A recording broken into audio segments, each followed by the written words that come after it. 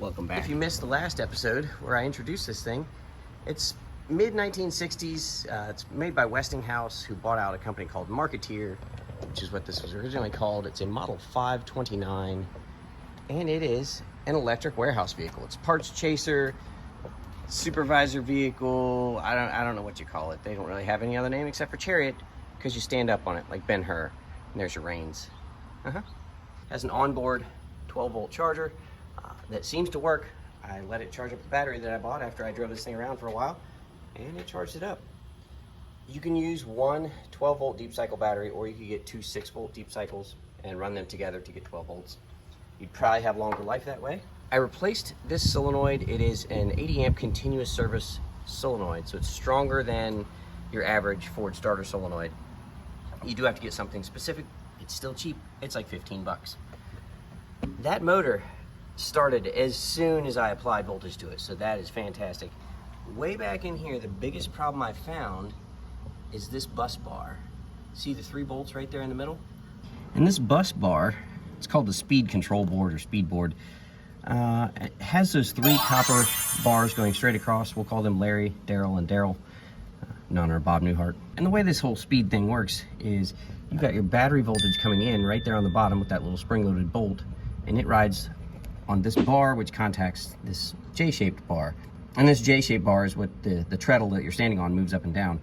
So as you lean forward, this J-shape drops down, and it drops down onto this top bar, and this top bar is attached to one coil, which goes to that center bar, and that center bar then is attached to another coil, which goes to the bottom bar, which goes to the ground that's right there on the bottom.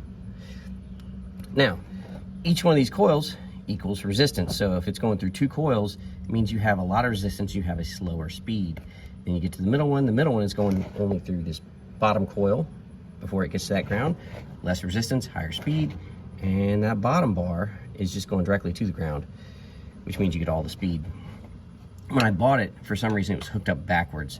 This ground wire was up on this top bolt right here, and it meant that as soon as you cracked it open, it went to 10 miles an hour, which was not necessarily what you want. You just want to sort of ease into it. So I had to take this apart. Nothing broke, but it is really, really corroded, and it took a lot of time to clean it up, but not worth filming, and there's nowhere to put this camera to see me take this thing apart, but that's what we did. After that, what we did is we made a little bit of a package tray. It already had the front plywood that was still there, and I had some floor mats, so we just made our own shapes. There we go, plywood and floor mat. There we go. Now we have a nice package tray. Keeps everything covered. Gives me a place to put parts if I ever actually had a place to drive this where I would hold parts on it. It's got a number 35 chain on it for anybody that wants to know. I had to do a lot of research on chains to figure out what went on here and how chains are numbered and what that even means.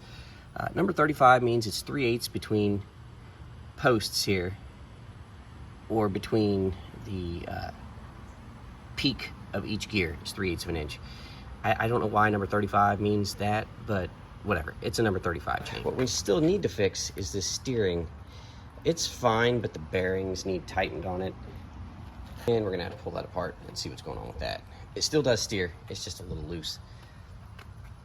And finally, you can see we picked a color, and I picked that color, Arctic Silver, based on the fact that I had 2 cans of Arctic Silver left over from another project. Now, what are we gonna do with it after we paint it Arctic Silver? I don't know. Should we do like the World War II like shark mouth and some eyeballs? Should we do some sort of weird like industrial rivet design? What should we make it look like? Should we add like some little motorcycle taillights and a headlight? I don't know. Let me know in the comments what we should do with this. Anyways, well, that's the latest update. Should we take this thing for a drive? Of course we should. Turn our power on. Now, I don't have a good way to hold you in place, so you just hang on. We'll start out slow. Oh.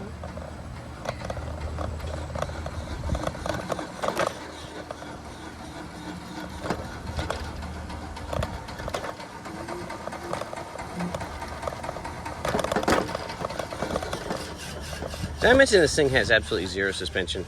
It doesn't exactly have off-road tires. Let's see if it slips when we go through here.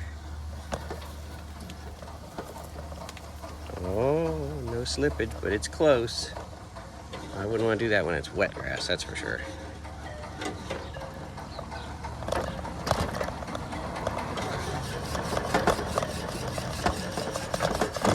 Alright, and I'm pretty sure that I can't drive this on the street, so we'll drive it up the sidewalk.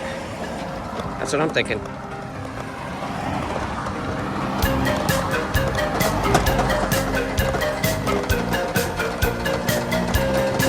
I don't know if you can tell this. This is a slight uphill, and it's pulling it just fine. I know it's a pretty bumpy ride. I told you. No suspension. None.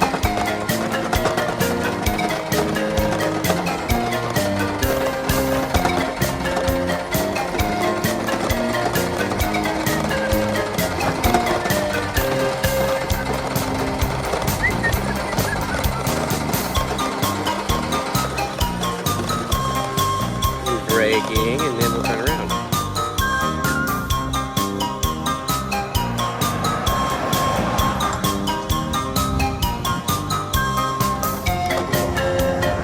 Oh, now this is downhill, so this is going to go much faster.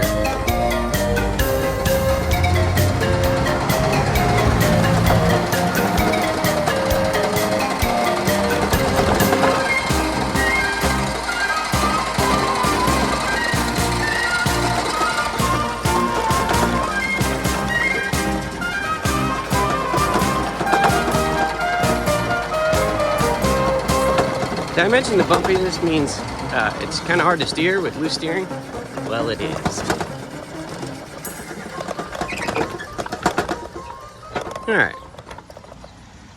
There we go. Hopefully nobody got seasick on that. But yeah, first test ride, completely successful. Made it all the way to the corner and back.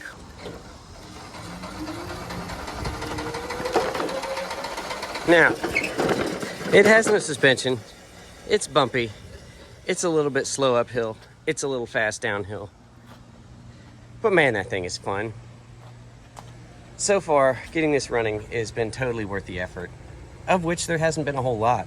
Like I said, it pretty much worked as soon as I put a battery in it, which was nice. A lot of my projects don't do that.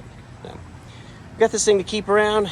Like I said, it's gonna be silver, but I need to know what to do with it after that. Motorcycle tail lights, or the World War II mouth and eyeballs. What are we doing with this thing as far as paint scheme and design? Let me know in the comments, everybody. Until that, I'm gonna be in here in the shade because it's 5,000 degrees out. And I'll see you next time.